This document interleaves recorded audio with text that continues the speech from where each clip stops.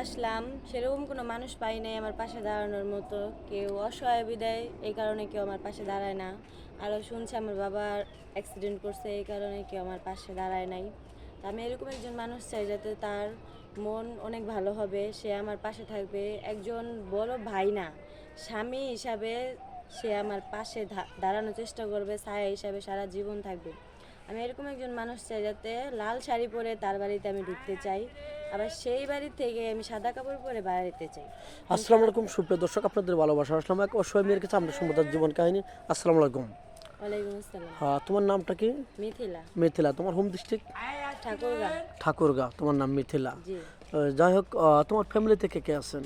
আমার ফ্যামিলিতে আছে আমার বাবা মা আর আমরা 3 বোন। তিন বোনের ভিতরে বড় কে? আমি বড় আর আমার ছোট 2টা বোন আছে। আচ্ছা, তোমার বয়সটা কত? আমার বয়স 22। 22।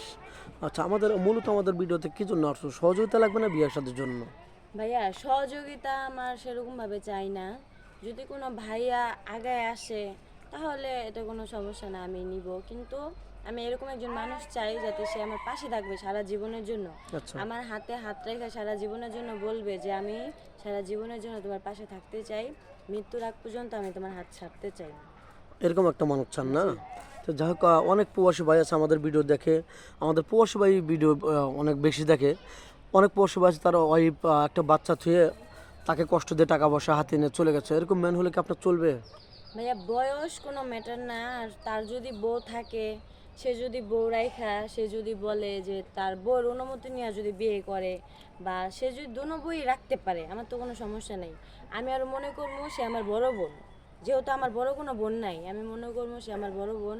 উনি আমাকে অবহেলা করলো, আমি ওনাকে ভালোবাসার চেষ্টা করবো। সতীনের মতো করতে হ্যাঁ, চলবেন না। না না, ওরকম কেন দেখবো? সবাই তো সতীনের পরিচয় দেয়, আমি নাহলে বড় বোনের পরিচয় দিলাম, সতীনের পরিচয় না দিয়ে। আচ্ছা, অনেকে আছে প্রবাসী বাইরে অনেক কষ্ট করে ওখানে, প্রবাসে যারা থাকে তারাই বোঝেন। অনেকে আছে যে 5 লাখ 10 লাখ টাকা কাবিন করে 5-6 মাস পরে চলে যায় টাকা পয়সা নিয়ে। আপনি কি কাবিনের জায়গায় কত টাকা তুলতে চান?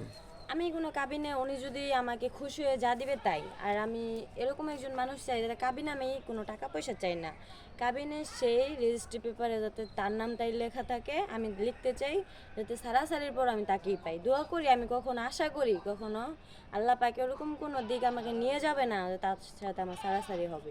মানে দুই কথা হোক, এটা আপনি হ্যাঁ, চান না? আপনি তো না। মুসলমান না? হ্যাঁ, নামাজ আমি কালাম তো পড়া হয়।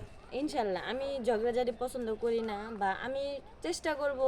সে তারা প্রবাসে থাকে, তাদের ভালোবাসার অনেক অভাব। ওনারা কি সবাই টাকা খোঁজে, কিন্তু আমি টাকা না, আমি ভালোবাসা চাই। আমি ভালোবাসার চেষ্টা করবো, ওনারা যে দিক থেকে সুখে থাকবে আমি ওইটা করার চেষ্টা করবো। আমি অবহেলা করতে চাই না, আমি চাই না কেউ আমার সাথে 2 নম্বরই করুক, অবহেলা পাত্র আমাকে দেখুক। আমি গরিব বলে গরিব হতে পারি, কিন্তু আমাদের আত্মসম্মান আছে। অনেক ভাইয়েরা আছে যে মেয়েদেরকেও, আমাদের মতন অসহায় মেয়েদেরকে ঠকায়, কিন্তু আমি ওরকম কোনো মানুষ চাই না। আমি একজন ভালো মনের মানুষ চাই, বা আমিও তার সাথে ভালো বিহেভ করব, ভালোবাসা দিব। আমার সাধ্যের মধ্যে যতটুকু ভালোবাসা সম্ভব আমি দেওয়ার চেষ্টা করব। আচ্ছা, আপনার কি ফোন আছে? না ভাইয়া, ফোন নাই। আচ্ছা, মেয়েটার কোনো ফোনে কারোর জীবন গল্প 2-4-5 মিনিটের মধ্যে শেষ করা যায় না? যাক, ইউটিউব চ্যানেল কর্তৃপক্ষ নাম্বার দেওয়া থাকবে, ইমো হোয়াটসঅ্যাপ থাকবে। কেউ ভিডিও কল দেবেন না, ভিডিও কল দিলে ব্লক করতে বাধ্য হবো। ভালো থাকবেন, সুস্থ থাকবেন, আর মেয়েটার জন্য দোয়া করবেন। আল্লাহ হাফেজ।